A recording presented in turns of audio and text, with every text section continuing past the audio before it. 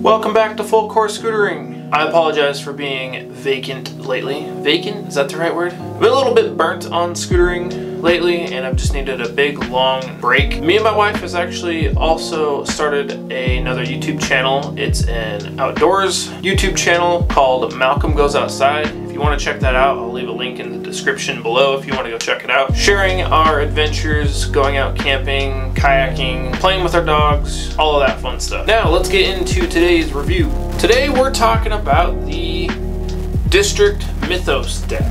One problem, in my opinion, we're going to start off right off the bat with the head tube on these, or at least on District decks in general, are actually really tall. Meaning that this part right here is super tall, taller than most other scooter decks. And so if you're running a really short fork, say like the Aztec Circa V2 fork, like I've been running, the fork only sticks out maybe about an inch. So about where my finger's at. So there's not really enough of the fork that sticks out for the clamp to hold on to. So I was running into problems like that.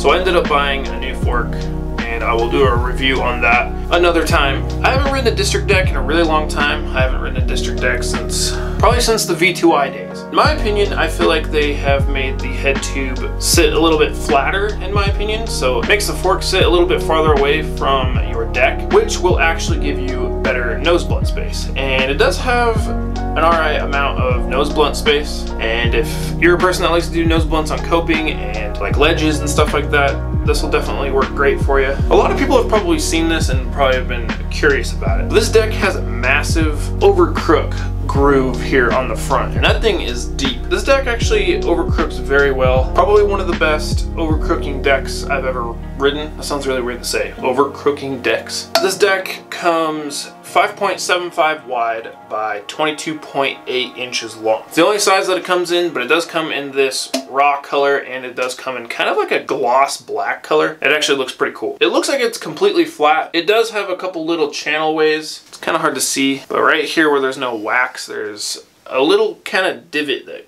goes in it. So it's practically flat. I don't really know why they did it like that, but it slides pretty good, and it balances very well on rails and board slides and stuff like that. It's great in that department as well. So this deck actually costs $150, which is quite a bargain for scooter decks nowadays. A lot of decks run $180 to about $220. So this deck actually comes with the classic District brake, as you see here.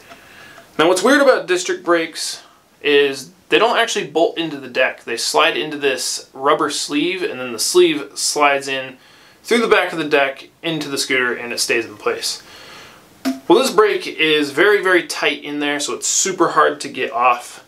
The Vault has a custom build video that they did. They used this deck, and if you watch him, he literally has to like beat the hell out of the fender or the brake or whatever to even get it off to do the grip job.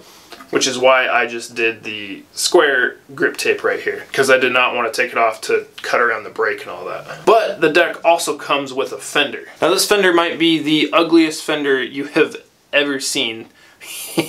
Look at how bulky that thing is. I haven't put it on, so obviously I haven't put it on, just because the brake is so hard to get off. So this plastic piece that's square here will actually slide into the deck, so you're not going to see any of this.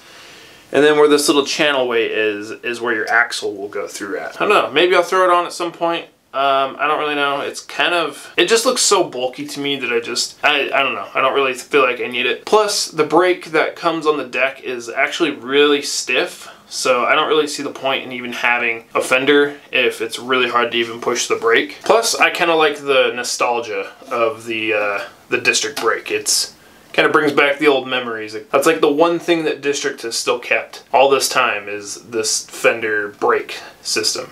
They've thinned it up quite a bit from the old ones, but still has that same exact style to it, and it's just very old school looking. I love it. The reason why I have left this wheel on here is because this dropout system is actually really stupid. On regular scooter decks you have two dropouts, or two pegs that sit in the back. And for some reason, District has always had these 4 kind of channel ways that go down the deck. You can kind of see it there. So that makes it so that you have to have 4 dropouts in the back. There's 2 certain ones that sit in the middle and 2 that sit on the outer parts. So if you don't have those in the exact right way, they will actually sit there and rattle and move around. And there's just so many bits and pieces that's going on in the back here that it just makes it super annoying to maintenance and take it all apart and stuff like that. So that's why I left the wheel on. The spacers that sit in the, they kind of snap into the little rubber bracket that I was talking about where the brake sits into. So that actually goes the whole length of the deck, and your spacers actually snap into the little rubber bracket or rubber piece, whatever. And for some reason, it doesn't like to line up with the deck holes all the way. So you got to add that on top of the janky dropout system that you have, and then trying to get the axle through it and just try to keep everything all aligned so it all goes through. And it's really just the hardest dropout system I have ever used.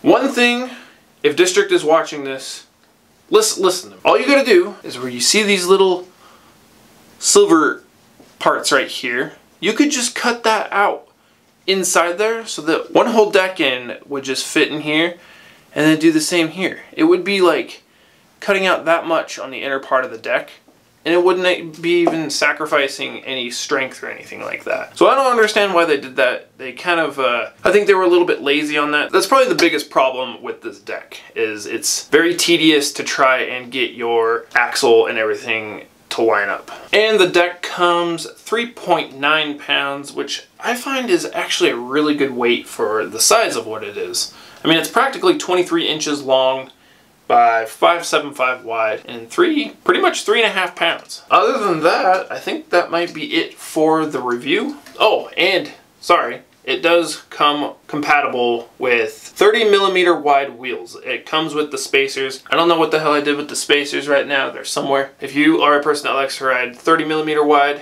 this deck is compatible with it. You got a fender that comes with it. It's compatible with 30 wide and comes with the spacers. For 150 bucks, that's pretty good. And you get an overcrook groove, and it's practically all the way flat on the bottom. I don't know how you could get any cheaper than that and have such an amazing street deck. I do believe that the head tube angle is 83. And so if you would like to pick this scooter deck up, you can hit up the Grove Skate Shop, or you can go to Pro Scooter Parts. Both are huge supporters of the channel. Thank you guys. We will cut to some clips. You enjoy the rest of your day. Real quick, I just wanted to mention that the deck ends are actually curved in the back, so it is going to help with doing 5.0s and stuff like that. And the foot space on this deck is 16 inches, not super big, but about standard.